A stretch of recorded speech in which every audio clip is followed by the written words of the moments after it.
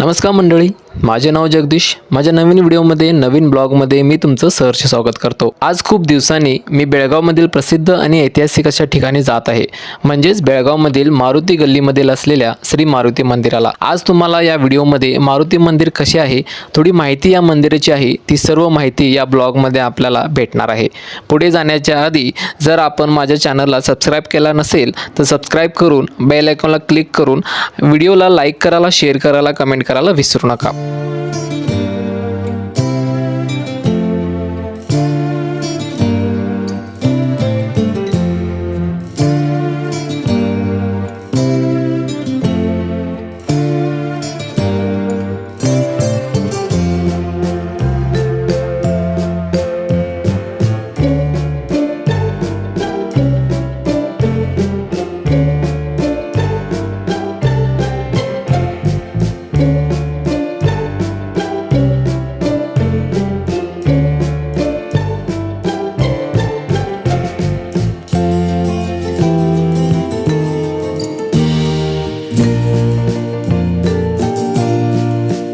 बेळगाव शहराच्या हृदय भागामध्ये असलेले मारुती गल्लीमधील स्थापित झालेल्या प्रताप मारुती म्हणजेच हे हनुमंत। हे मारुती मंदिर खूप पुरातन काळातील मंदिर आहे। येथील असलेले हनुमान भक्त, येथील निवासी यांच्या म्हणण्यानुसार हे मंदिर व येथील मंदिरामधील प्रताप मारुती यांना श्री समर्थ रामदास स्वामींनी ही मूर्ती स्थापित केली होती अशी एक व्याख्या आहे। या व्यतिरिक्त या मूर्तीच्या स्थापनेची दोन गोष्टी आहेत असे येथील वडील मंडळी सांगतात।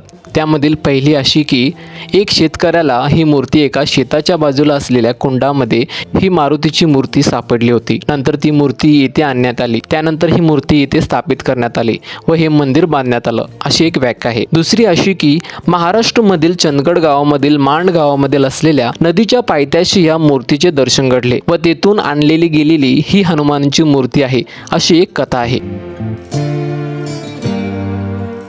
हे मंदिर साधारण 300 वर्षापूर्वीचे मंदिर आहे। पूर्वीच्या काळी हे मंदिर मंगल कार्यालयाप्रमाणे ह्याचा वापर व्हायचा। नवीन दाम्पत्य या मंदिरामध्ये आपल्या आयुष्याची सुरुवात श्री हनुमानांच्या आशीर्वादाने करत होते। अशा 300 वर्षपूर्वीच्या मारुती मंदिरामध्ये आपल्याला शिवलिंग, नरसिंहदेव, दत्त मंदिर, नागदेव, अशक्त वृक्ष, साप्तप्राय अशा वेगवेगळ्या देवतांच्या मंदिराचे दर्शन घडते।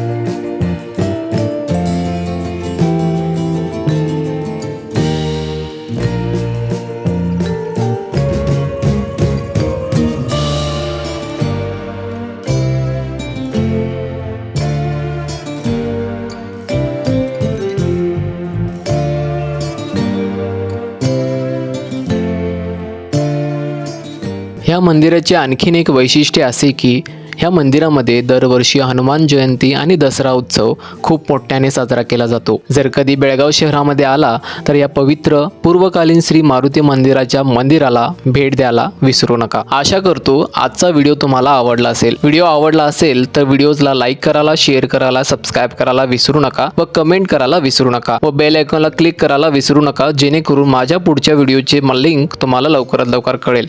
आपण भेटूया पुढच्या व्हिडिओमध्ये। टिल देन, धन्यवाद।